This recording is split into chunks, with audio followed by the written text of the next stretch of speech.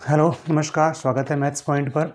Board द्वारा जारी blueprint के अकॉर्डिंग तैयार person bank mission Ganga solve कर रहे हैं। इसमें ऑब्जेक्टिव क्वेश्चन सभी सॉल्व हो गए हैं। अब रेगिस्तान वाले जो 6 प्रश्न आते हैं सभी प्रश्नावलियों से, जिन प्रश्नावलियों से उनको हम सॉल्व करेंगे। रेगिस्तान वाले प्रश्न, पहला प्रश्न है यदि द्विघात समीकरण एक्स स्क्वायर माइनस के एक्स प्लस 4 बराबर 0 के दोनों मूल समान हो तो के का मान बताना है। इसमें दोनों मूल समान है तो के का मान बताना है। देखो, दोनों मूल समान कब होता है? जब डी बराबर 0 हो। डी यानी बी स्क्वायर माइनस 4ac बराबर 0 हो तो दोनों मूल समान होते हैं। अब यहाँ पर ये a है, ये b है, ये c है, तो b लिखना है तो b ये है माइनस के का स्क्वायर माइनस 4 गुणा a है 1 और c है 4 बराबर 0, तो के का स्क्वायर माइनस के का स्क्वायर प्लस के स्क्वायर होगा, 4 चौके 16 बराबर 0, तो के स्क्वायर बराबर माइनस 16 दाईं तरफ आकर प्लस 16, दोनों तरफ वर्गमूल लेंगे तो के बराबर अंडरूट 16 प्लस माइनस, तो के का मान होगा प्लस माइनस 4। के का मान प्लस माइनस 4 होगा, तब दोनों मूल समान होंगे। नेक्स्ट क्वेश्चन में है द्विघात समीकरण a x square plus b x plus c बराबर 0 जहाँ ए 0 नहीं है तो विभक्तर डी लेस देन 0। जब डी का मान 0 से छोटा हो तो मूल बताने हैं। मूल रिक्तस्थान व रिक्तस्थान होंगे, तो मूल कैसे होंगे? अवास्तविक। डी का मान अगर 0 से छोटा है तो मूल अवास्तविक व असमान होंगे। अगर डी का मान 0 से बड़ा आता है तो मूल वास्तविक और समान होंगे। अगर डी का मान 0 के बराबर आता है तो मूल वास्तविक और बराबर होंगे। मूल वास्तविक व बराबर होंगे। डी होता है B square minus 4ac। Next question में है समीकरण x square minus 5x minus 6 के मूल अल्फा और बीटा हो तो अल्फा प्लस बीटा, अल्फा गुणा बीटा बताना है। अल्फा प्लस बीटा मतलब शून्यांकों का योग जो होता है माइनस बी बटा ए, प्लस अल्फा गुणा बीटा मतलब शून्यांकों का गुणा जो होता है सी बटा ए। अब दोनों को जोड़ना है। यहाँ पर ये ए है, ये बी है, ये सी है, तो माइनस बी लिखना है तो बी हो गया माइनस 5 बटा में ए यहाँ पर 1 है, प्लस सी यहाँ पर माइनस 6 है, बटा में ए यहाँ पर 1 है, तो ये ए है, ये बी है, ये सी है, तो माइनस माइनस प्लस 5 और माइनस 6, 5 माइनस 6 माइनस का 1 होगा। Alpha plus beta plus alpha गुणा बीटा बराबर माइनस 1 होगा। नेक्स्ट क्वेश्चन में है यदि समीकरण एक्स स्क्वायर प्लस ए एक्स प्लस 3 बराबर 0 का एक मूल 1 है तो ए का मान बताना है। ये मूल 1 है तो ए का मान बताना है, तो ये एक मूल है तो x की जगह ये 1 लिखना है, तो 1 का स्क्वायर प्लस ए गुणा x की जगह 1 लिखना है प्लस 3 बराबर 0। अब ए का मान निकालना है। 1 का स्क्वायर 1 प्लस ए प्लस 3 बराबर 0, 3 और 1 4, तो ए प्लस 4 बराबर 0, तो ए का मान होगा प्लस 4 दाईं तरफ आकर माइनस 4, ए का मान माइनस 4 होगा। अगला क्वेश्चन में है सभी रेगिस्तान त्रिभुज होते हैं, सभी समबाहु त्रिभुज समरूप होते हैं, सभी समबाहु त्रिभुज समरूप होते हैं। इसके अलावा सभी वर्त समरूप होते हैं और सभी वर्ग समरूप होते हैं। अगले क्वेश्चन में है यदि किसी त्रिभुज की एक भुजा के रेगिस्तान अन्य दो भुजाओं को भिन्न भिन्न बिंदुओं पर प्रतिच्छेद करने वाली रेखाएं खींची जाए तो अन्य दो भुजाओं रेगिस्तान अनुपात में विभाजित हो जाती है। इन दोनों रेगिस्तानों में क्या आएगा? आधारभूत समानुपातिक प्रमेय है।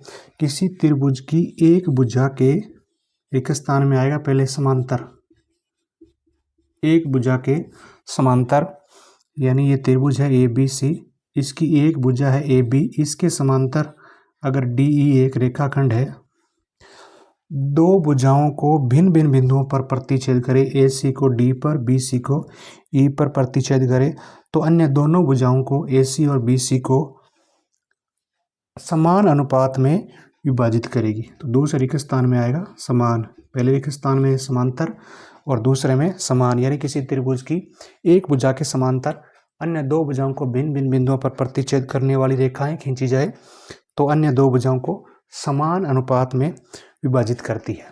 नेक्स्ट क्वेश्चन में यही है कि ये डी समांतर है किसके, बी सी के, तो हमें बताना है ए बी बटा डी बी किसके बराबर होगा। आधारभूत समानुपातिक प्रमेय है, ए बी पूरी भुजा बटा में ये नीचे वाला पार्ट, तो इसी तरीके से इधर पूरी भुजा ए सी बटा में नीचे वाला पार्ट सी से ई, तो ए बी बटा डी बी बराबर होगा ए सी बटा में सी ई, इसका सही उत्तर होगा। नेक्स्ट क्वेश्चन में है ए बी सी डी एक समलंब चतुर्भुज है जिसमें ए बी समांतर डी सी है तथा इसके विकर्ण परस्पर ओ बिंदु पर प्रतिच्छेद करते हैं, तो ए ओ बटा बी ओ किसके बराबर होगा ये बताना है।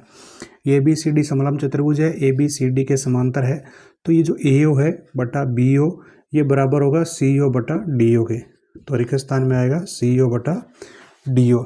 अगले क्वेश्चन में है चित्र में पी क्यू बराबर 1.28 सेंटीमीटर, पी क्यू बराबर 1.28 सेंटीमीटर है और पी आर 2.56 सेंटीमीटर है, पी ई 0.18 है और पी एफ 0.36 है।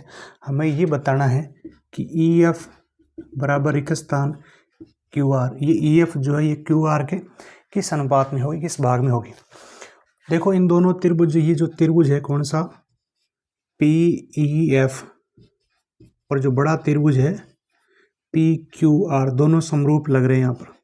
कैसे, पी ई छोटे त्रिभुज की भुजा पी ई और बड़े त्रिभुज की भुजा पी क्यू, इन दोनों का अनुपात देखें तो पी ई कितना है 0.18 बटा पी क्यू पूरी भुजा कितनी है 1.28, पॉइंट से पॉइंट कट गया, 2 का भाग देंगे 9 दूनी 18, इसमें 2 का भाग देंगे तो 64। इसी तरीके से दूसरी भुजा इसकी है पी एफ बटा में इसकी दूसरी भुजा पी आर है, इनका अनुपात निकाल लेते हैं। पी एफ बटा में पी आर, पी एफ है 0.36 बटा में पी आर है 2.56, पॉइंट से पॉइंट कट गया, 4 का भाग देंगे 4 में 36, इसमें 4 का भाग देंगे 64। यानी इन दोनों त्रिभुजों की ये दो भुजाएं समान अनुपात में हैं और बीच वाला कोण उभयनिष्ठ बराबर है दोनों त्रिभुजों के लिए, त्रिभुज पी ई एफ के लिए, पी क्यू आर के लिए। तो एस ए एस नियम से ये दोनों त्रिभुज जो है वो समरूप हो जाते हैं।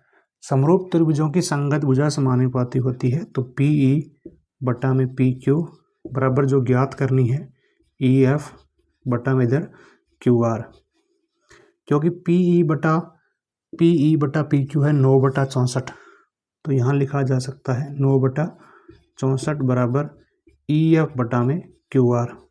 क्या ज्ञात करना है ई एफ, तो क्रॉस मल्टीप्लाई 64 ई एफ बराबर 9 क्यू आर, और हमें ई एफ का मान ज्ञात करना है तो 64 से भाग देंगे तो 9/64 क्यू आर, तो ई एफ जो है वो 9/64 क्यू आर होगी, रिक्त स्थान में आएगा 9/64।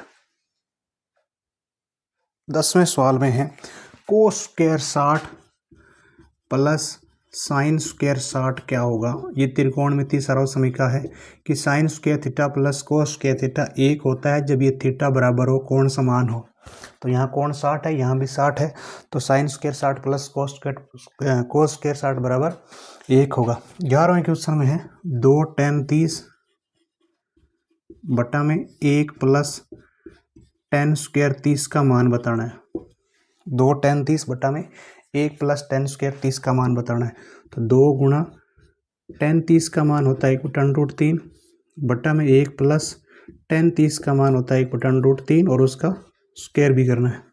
ऊपर आएगा 2 एकम 2 बटा में √3, नीचे आएगा 1 प्लस 1 का स्क्वायर 1 बटा में √3 का स्क्वायर 3, तो 3 एकम 3 और 1 4/3, तो ऊपर आया 2/√3 बटा में आया 3 एकम 3 और 1 4/3, तो इसको सोल्व करने पर 3 ऊपर चला जाएगा और 4 नीचे चला जाएगा।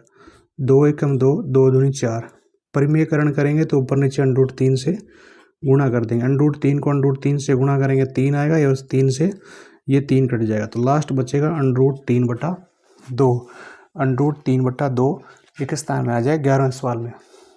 बारह है 9 sec square minus 10 square, 9 sec square a minus 9 10 square a बराबर क्या होगा। देखो 9 कॉमन लें तो बचेगा sec square a minus 10 square a. हम जानते हैं कि sec square minus 10 square a बराबर 1 होता है, तो 9 एकम 9 आ जाएगा रिक्त स्थान में। सेक स्क्वायर माइनस 10 स्क्वायर जो है 1 होता है, तो 9 एकम 9 इसका सही उत्तर होगा। 13वें क्वेश्चन में है 3 सेक 45 कोस 45 प्लस 4 साइन 60 कोस सेक 60 का मान बताना है। तो 3 गुणा कोस 45 का मान होता है 1/√2 और सेक 45 का मान होता है √2/1 प्लस 4 गुणा साइन 60 का मान होता है √3/2 और कोसेक 60 का मान होगा साइन 60 का व्युत्क्रम यानी 2/√3। 2 से 2 कट गया, √3 से √3 कट गया, 2 से 2 कट गया, √2 से √2 कट गया, तो 3 एकम 3 प्लस 4 एकम 4 और 4 और 3 7 इसका सही उत्तर होगा। एक स्थान में 7 आएगा। अगले सवाल में 4 coat square theta minus 4 cosec square theta का मान बताना है। तो 4 कॉमन लिया तो आएगा coat square theta minus cosec square theta. अब सर्वसमीका होती है 1 प्लस कोट स्क्वायर थीटा बराबर कोसेक स्क्वायर थीटा।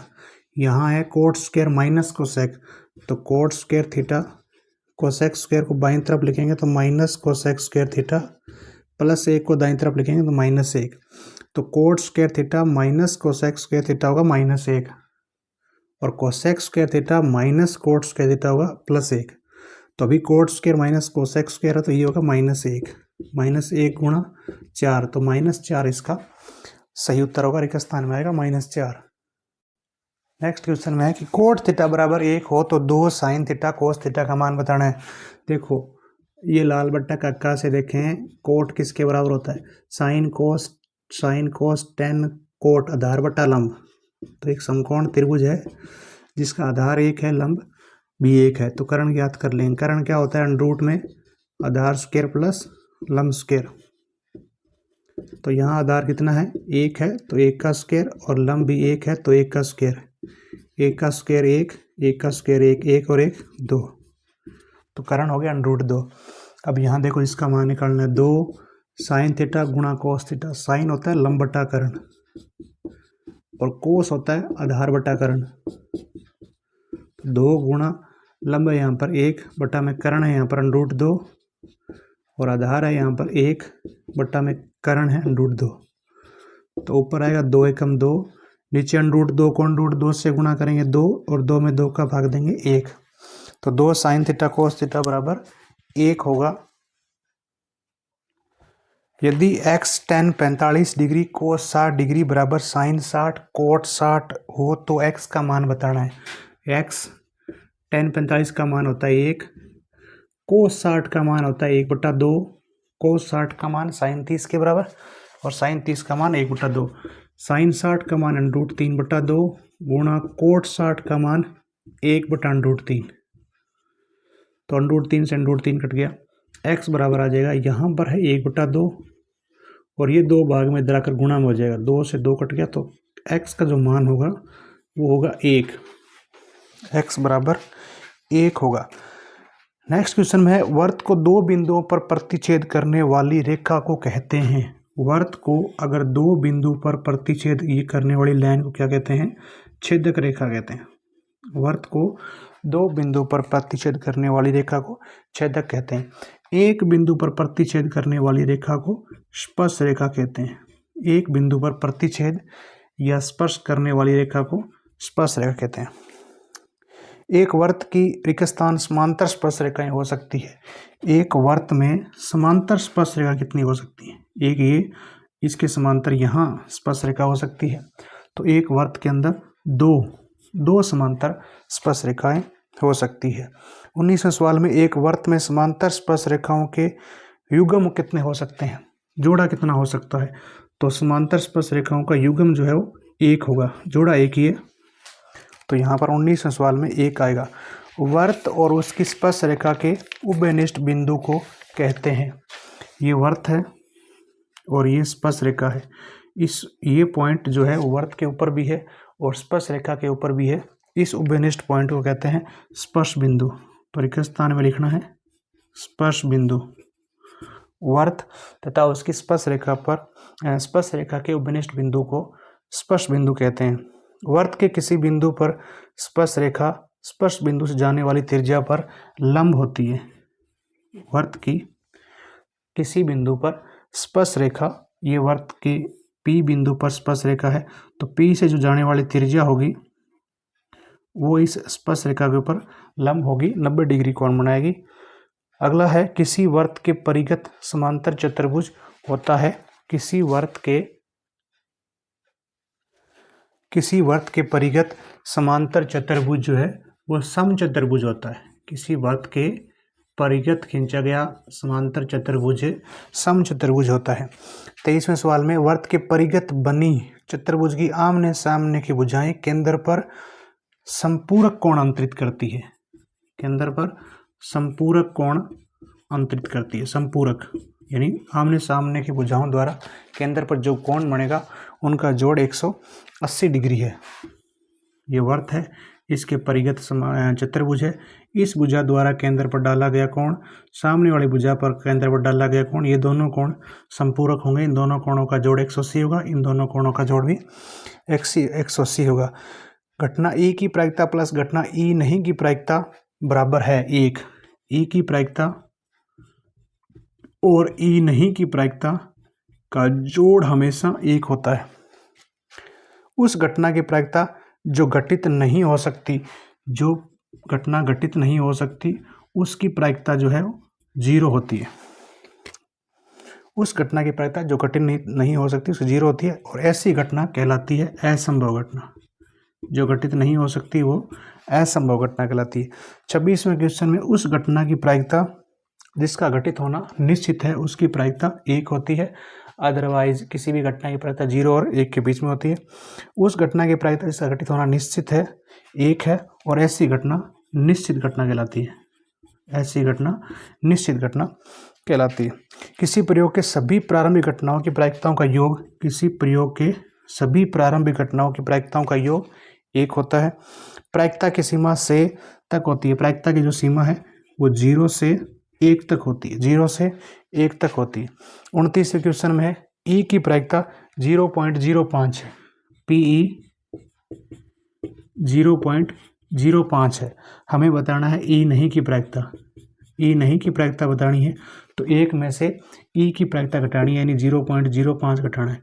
1 में से 0.05 घटाएंगे तो 0.95, तो E नहीं की प्रायिकता 0.95 होगी। अगले क्वेश्चन में है दो पासों को एक साथ फेंकने पर अंकों का योग 7 आने की प्रायिकता। देखो, जब दो पासों को एक साथ फेंका जाता है तो कुल 36 परिणाम बनते हैं। 1,1, 1,2, 1,3, 1,4, 1,5, 1,6, फिर 2,1, 2, 2, 2, 3, ऐसे कुल 36 परिणाम बनते हैं। हमें उसकी प्रायिकता ज्ञात करनी जहां अंकों का योग 7 आए। अंकों का जो योग है वो 7 आए। तो अंकों का योग 7 बनाने वाले कितने परिणाम हैं? देखो, 1 और 6 7 होते हैं, 6 और 1 7 होते हैं। इसके अलावा 2 और 5 7 होते हैं, 5 और 2 भी 7 होते हैं, 3 और 4 7 होते हैं, 4 और 3 भी 7 होते हैं। तो योग 7 बनाने वाले कितने परिणाम हैं? 1 2 3 4 5 6 बट्टा में कुल परिणाम 36। तो 6 एकम 6, 6 छः 36। तो अंकों का योग 7 आने की प्रायिकता 1/6 होगी। अगला क्वेश्चन है दीप्ति व सालू 2 मित्र है। इसकी प्रायिकता की वर्ष 2025 में दोनों का जन्मदिन एक ही हो की प्रायिकता बतानी क्या है? दोनों का जन्मदिन एक ही दिन होने का प्रायिकता, मतलब सेम डे आए तो वो एक दिन हो गया, बटा में कुल दिन। तो 2025 अलीप वर्ष है, तो अलीप वर्ष में कुल दिन होते हैं 365, तो प्रायिकता हो गई 1/365। इसी तरीके से शीतल और सोनिया 2 मित्र है। इसकी प्रायिकता की वर्ष 2028 में दोनों का जन्मदिन एक ही दिन हो, तो 1/2028 में कुल दिन कितने होंगे? क्योंकि 2028 जो है वो लीप वर्ष है, 2028 लीप वर्ष है, इसलिए लीप वर्ष में कुल दिन होते हैं 365। यहाँ 2025 था और 2025 अलीप वर्ष था। लीप वर्ष वो होता है जिसमें 4 का भाग पूरा जाता है, इसमें 4 का भाग पूरा जा रहा है, तो ये लीप वर्ष है। और यहाँ कुल दिन आएगा 366, यानी बटा में 366 66 आएगा। लीप वर्ष है तो बटा में 366, अलीप है तो बटा में 365। धन्यवाद।